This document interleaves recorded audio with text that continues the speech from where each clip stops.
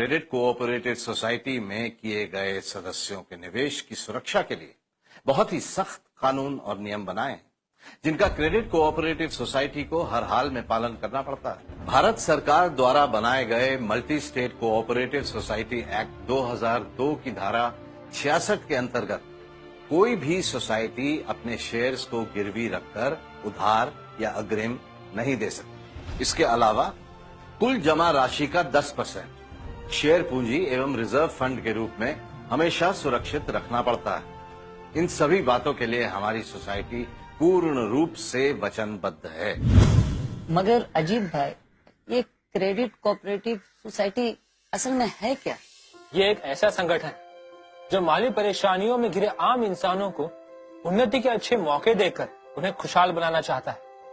लेकिन हमारी ये सोसाइटी बाकी कंपनियों से काफी अलग है। जैसे रिलायंस, टाटा स्टील, इन सब कंपनियों में मालिकाना अधिकार सिर्फ कुछ दौलतमंदों के हाथों में होता है। वहां आप नौकरी कर सकते हैं लेकिन मालिक कभी नहीं बन सकते। जबकि इस सोसाइटी में आप उपभोक्ता तो होते ही हैं और साथ ही साथ इसमें होने वाले मुनाफे के बराबर हिस्सेदार भी होते हैं। जी हाँ, क्रेडिट कोऑपरेटिव सोसाइटी का ढांचा ही कुछ इस तरह का है कि इस पर कोई भी पूंजीपति कब्जा नहीं कर सकता और न ही कोई इसे विरासत के रूप में किसी के नाम कर सकता है।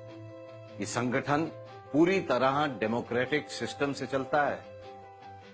यहां हर 5 साल के बाद इलेक्शन होता है, जिसके जरिए अलग अलग ओहदों के लिए ओहदेदारों का चुनाव किया जाता है।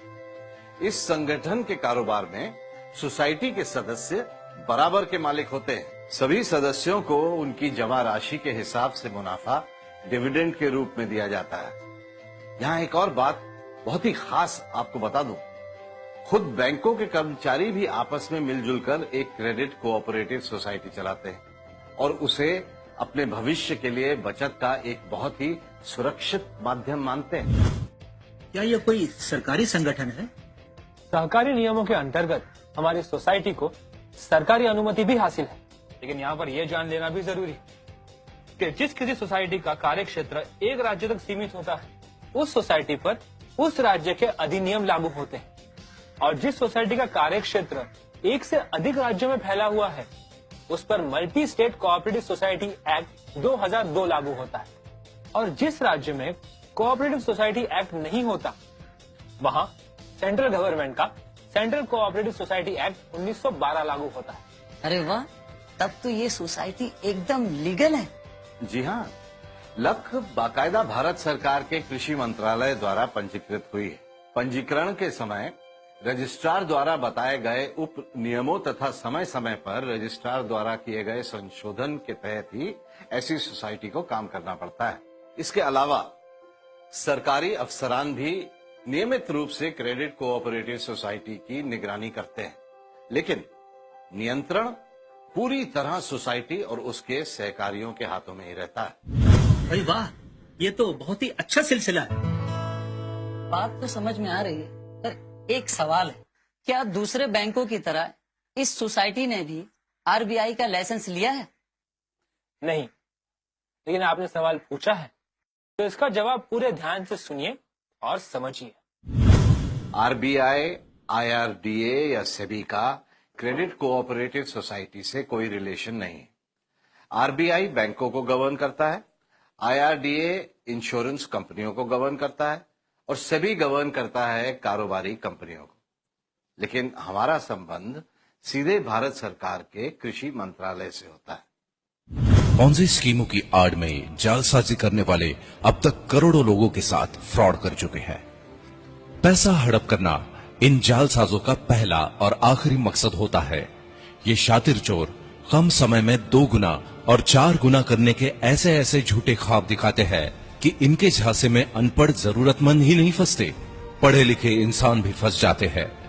ऐसे ही फर्जीवाड़ों पर अंकुश लगाने तथा इनके बारे में प्रत्येक नागरिक को सचेत करने के लिए भारत सरकार ने RBI, IRDA, SEBI, NHB, PFRDA, ROCS, CRCS, राज्यों के home department, finance department, law department तथा पुलिस डिपार्टमेंट को संगठित करके बनाई है एक कमेटी, एसएलसीसी यानी स्टेट लेवल कोऑर्डिनेशन कमेटी।